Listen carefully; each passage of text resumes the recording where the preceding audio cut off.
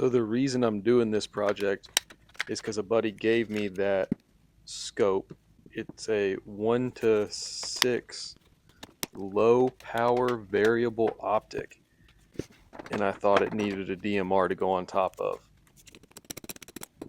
I had a M4 lying around that is been slightly previously upgraded, although the upgrades did not work. It had a cylinder, aftermarket cylinder, and aftermarket nozzle. I found with these Lancers that the most effective upgrade to them is an aftermarket nozzle with an O-ring, and preferably a double O-ring. And then after that, you can just shim the mainspring and get 420 FPS out of them fairly easily. I like to use just a regular screwdriver instead of a drill. It keeps me from stripping out the screws, as typically you never take the thing apart just one time. I'm going to be careful to keep the shims here where they are, as the gun was working beforehand.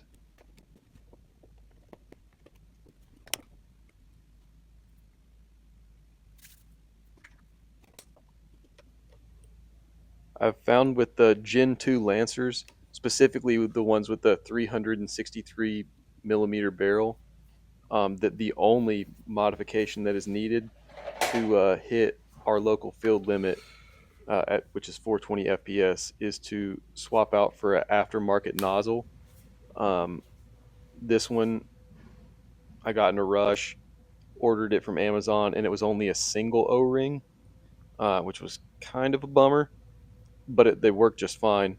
The benefit to having a double O-ring is that it traps grease in between the two O-rings, so it lubricates the system for quite a bit longer.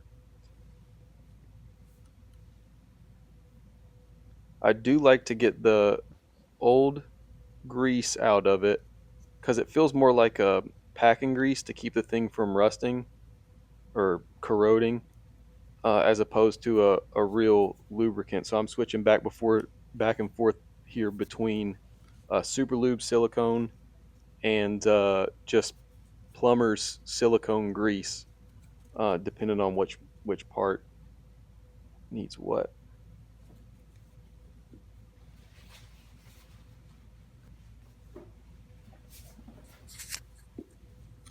This next part's kind of a bummer for me, because now in hindsight, after I've tested the gun, I know something's wrong.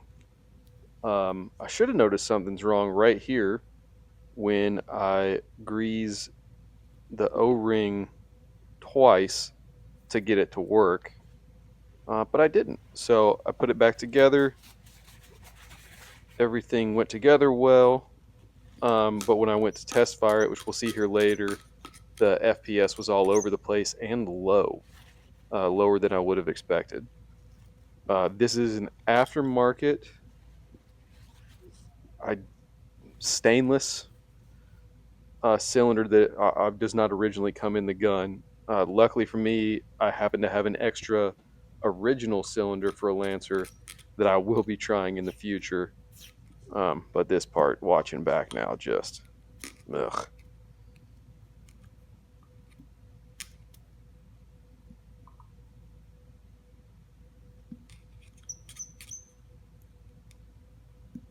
That terrible squeaking noise should have been a dead giveaway too, but I had my headphones on, so didn't hear it.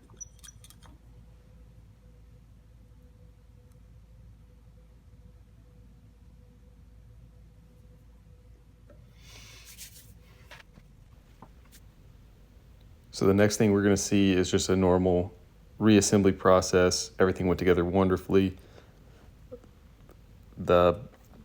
With hindsight now, doing a voiceover, my next steps for this gun is going to be to swap back to a stock cylinder, test that, and then if that doesn't work, test the hop rubber by swapping it out to a stock hop rubber. And then if that doesn't work, then I'll actually go back to a stock barrel, as I made the barrel for this gun, out of a sniper barrel in a previous video.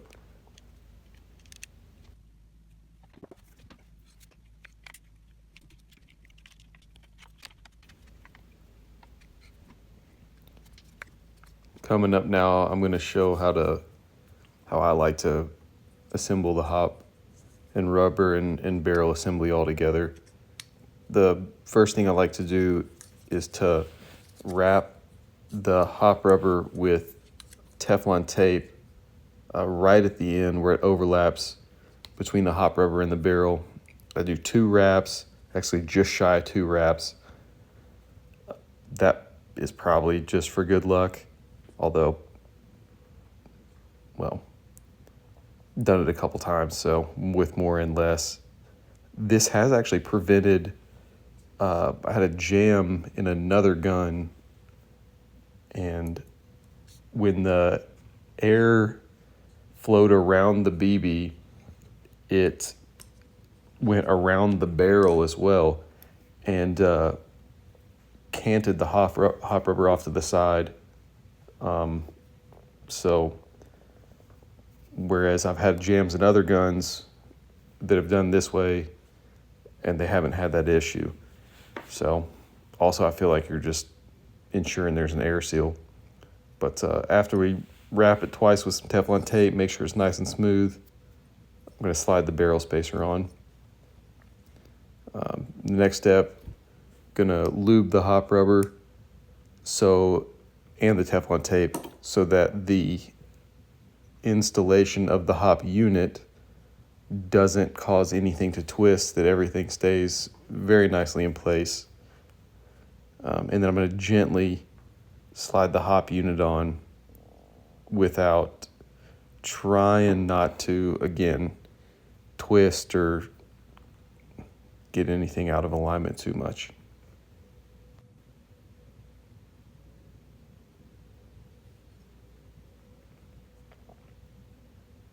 Next step here, I'm going to jam the spacer down in this little house.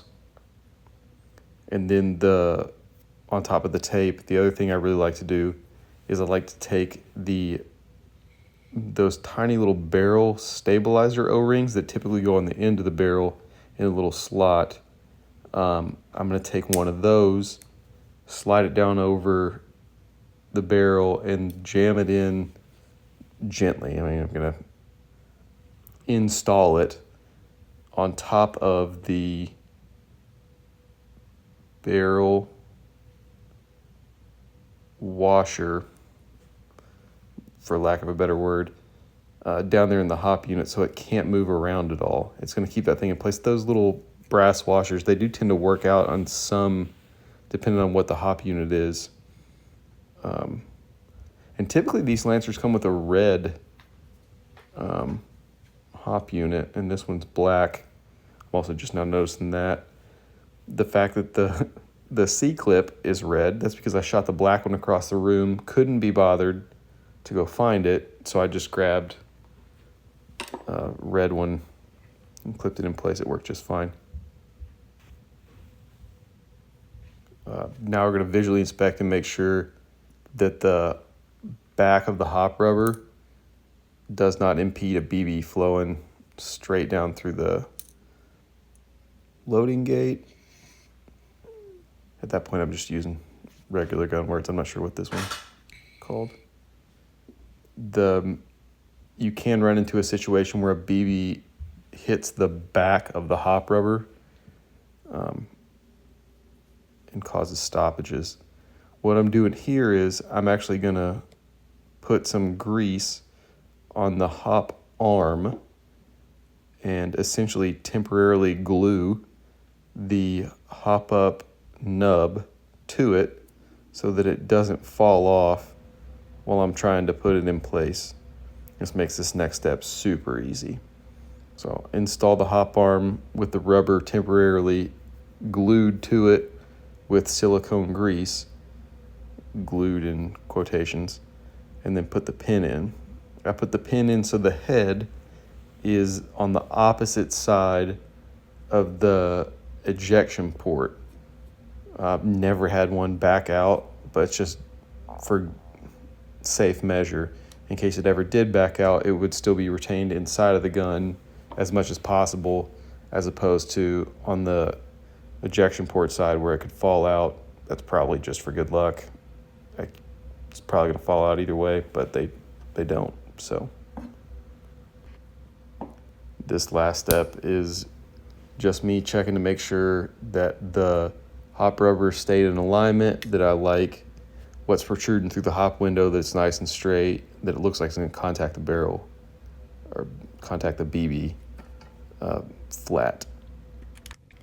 So after I reassemble, I'm going to take it outside and test with .28 BBs. The mark I'm going for is 354 feet per second. I would expect after I do all this to hit 335. What we're going to see is between 260 and 295. So that's not great. And then normally we would see a deviation of 5 FPS, not 35. I've got some work to do.